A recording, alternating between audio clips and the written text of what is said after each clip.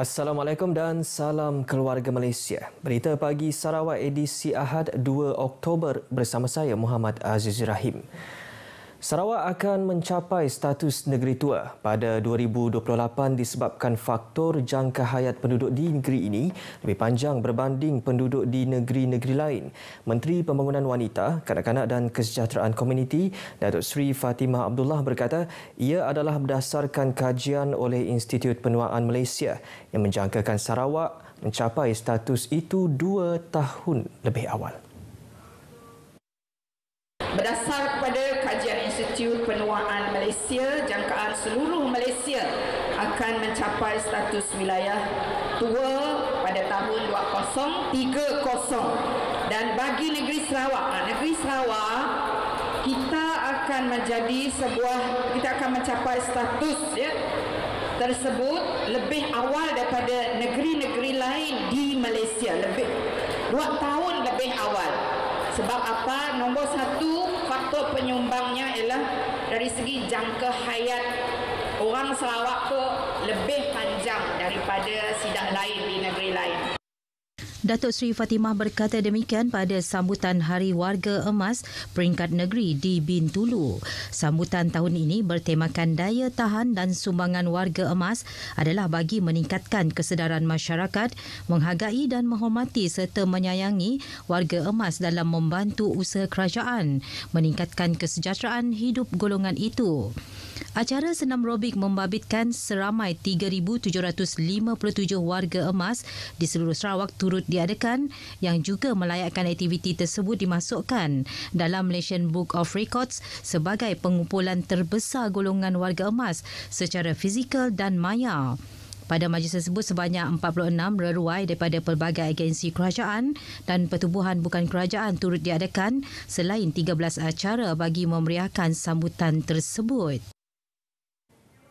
Program sosial untuk warga emas harus dianjurkan setiap tahun bagi menghargai golongan itu yang turut memberi sumbangan kepada pembangunan negara pada masa kini.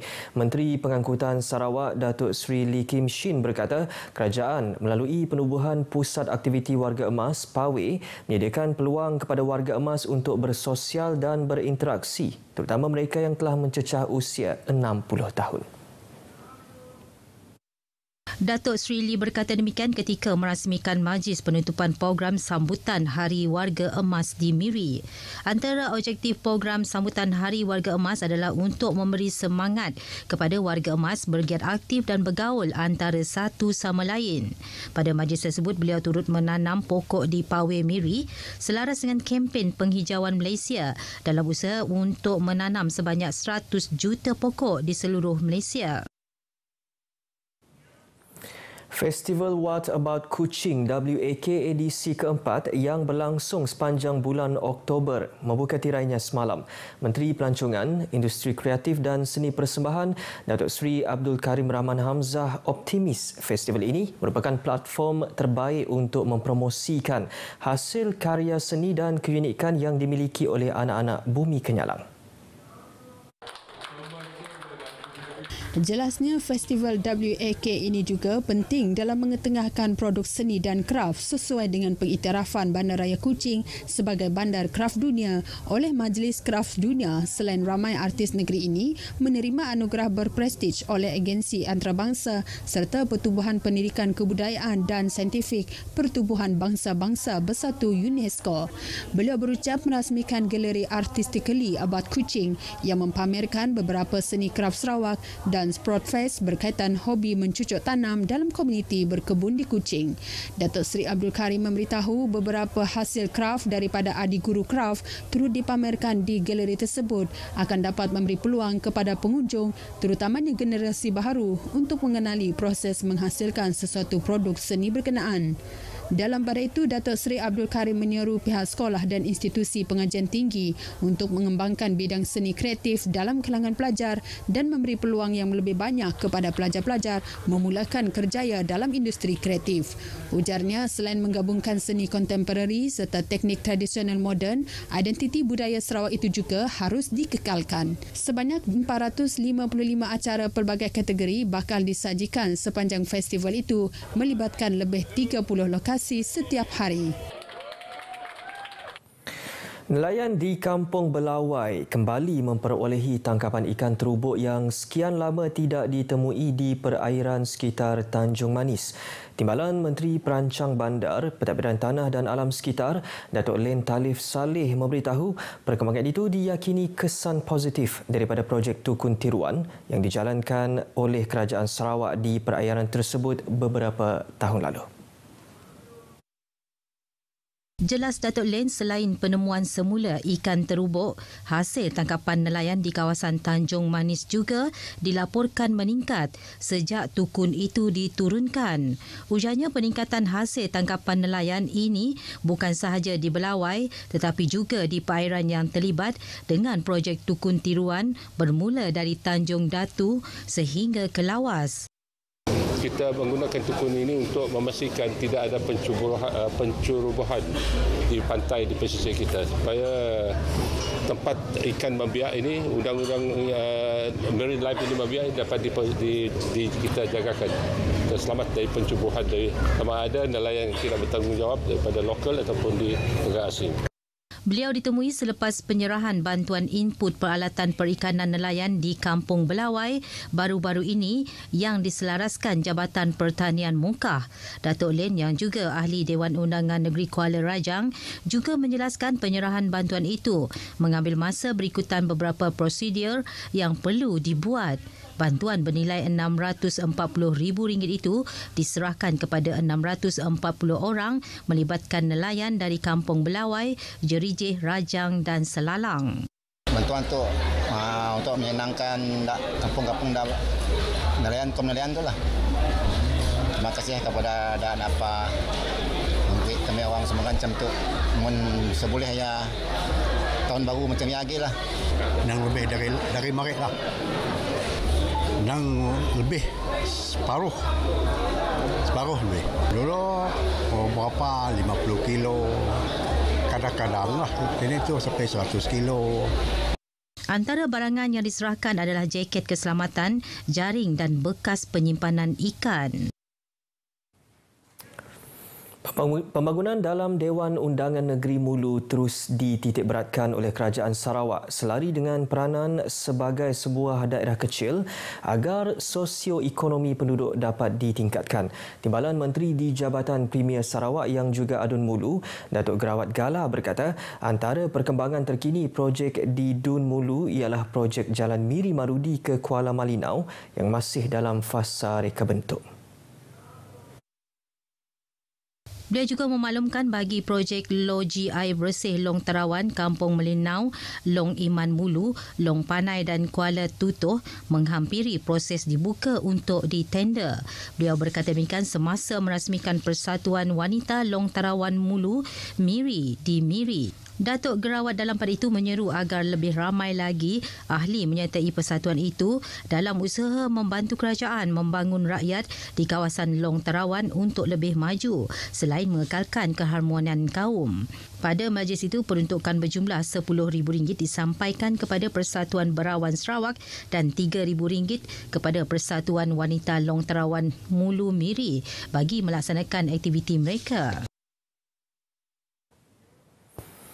Sarawak berharap mendapat peruntukan yang lebih besar daripada belanjawan yang akan dibentangkan di Parlimen pada Jumaat depan. Ahli Parlimen Tanjung Manis, Insinyur Yusuf Abdul Wahab berkata peruntukan itu penting dalam memastikan kelangsungan pembangunan dapat diteruskan khususnya di kawasan pedalaman dan luar bandar Sarawak. Seperti yang kita tahu pada tahun 2022, bajet untuk tahun 2022 peruntukan sebanyak 40.6 bilion. Itu peruntukan pembangunan. Jadi kita harapkan pada kali ini kita mendapat lebih lagi lah. Kalau dapat lebih daripada 5 bilion. Sebab kita masih lagi memerlukan banyak peruntukan untuk membangun negeri Sarawak. Beliau berkata demikian ketika ditemui pada program jualan murah keluarga Malaysia di Kampung Belawai Tanjung Manis. Insinyur Yusof dalam pada itu berharap kawasan Parlimen Tanjung Manis juga akan mendapat dana yang lebih tinggi terutama untuk pelaksanaan projek infrastruktur asas seperti bekalan air bersih, jalan raya dan sistem telekomunikasi yang diperlukan rakyat. Insinyur Yusof juga berharap agar belanjawan kali ini lebih mesra rakyat, mesra kebajikan dan mesra bantuan bagi memulihkan ekonomi rakyat yang terkesan akibat pandemik COVID-19. Tambahnya, pengekalan pelbagai subsidi dan bantuan bagi membantu rakyat juga masih diperlukan. Dua lelaki dari Kampung Bako nyaris disambar buaya selepas bot yang dinaiki terbalik di perairan Taman Negara Bako semalam. Dalam kejadian kira-kira pukul 9 pagi itu, mangsa yang masing-masing berumur 30 dan 35 tahun itu terjatuh pada kedudukan 300 meter dari Taman Negara tersebut. Tindakan pantas pasukan bomba dan penyelamat yang berada di lokasi kejadian bagaimanapun berjaya menyelamatkan dua lelaki terbabit. Pengarah Jabatan Bomba dan Penyelamat Malaysia Negeri Sarawak, Datuk Khairuddin Rahman berkata, pihaknya telah menggerakkan 6 buah bot bagi menyelamatkan mangsa. Itu antara adegan yang dipamerkan JBPM Sarawak dalam simulasi menghadapi banjir yang dijangka melanda Sarawak akhir tahun ini.